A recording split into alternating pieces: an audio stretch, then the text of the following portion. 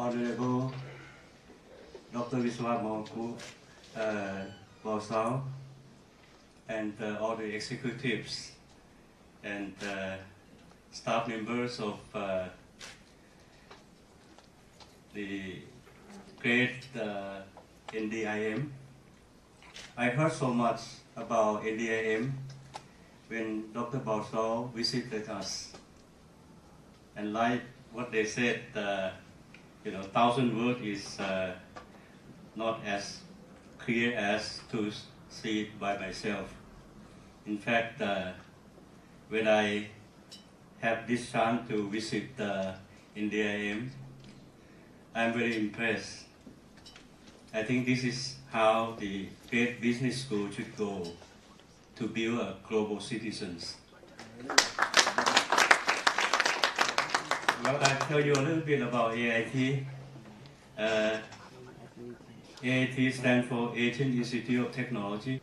To be competent, we have what we call the 5 global competence, and these are international perspective, innovative mindset, the industrial relevance, ICT fluency, and interdisciplinary.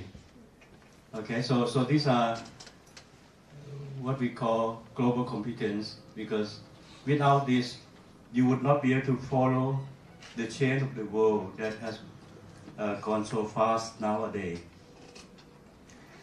As you know, the humanities, we have gone through 3 great revolutions. One is the agricultural revolutions, which start from 17th century, and then we have these great industrial revolutions in the 18th and 19th century.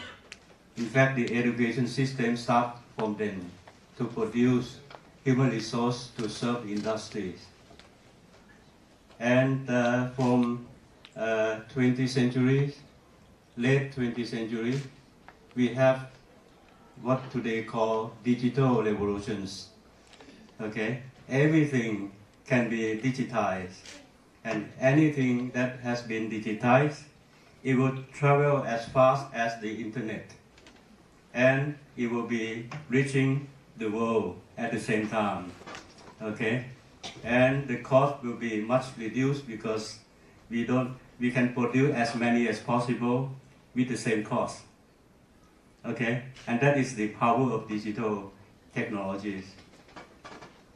But very soon, we are going to enter another revolutions, which is called artificial intelligence revolutions. Okay, with the technology that we have today, they said another 20 years, with the computing power that we have, we should be able to build an intelligent robot which have the same power of intelligence as human. And by that time, the robot will be able to learn by themselves in a much faster pace than even human, and there's no limit. Okay, so in 2050, they said a robot will have the power of the brain of people in the world combined. It's alarming because by that time we cannot control them. So this is something that a lot of scientists are worrying.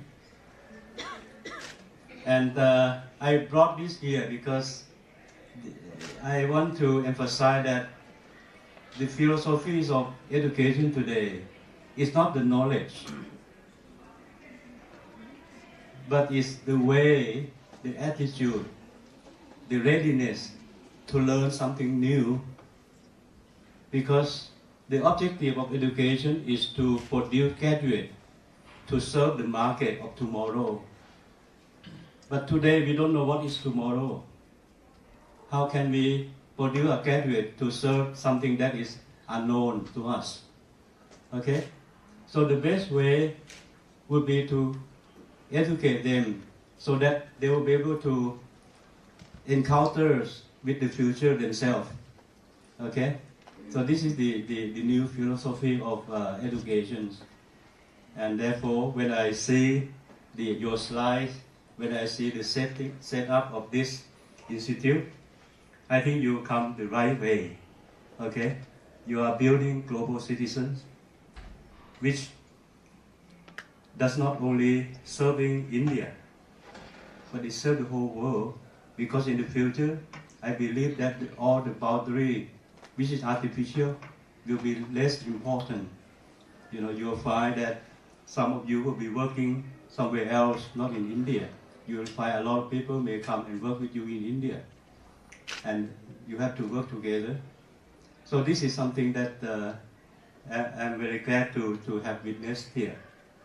And I hope that our two institutes can work together as partners to produce global citizens. Thank you very much for inviting me here. Thank you.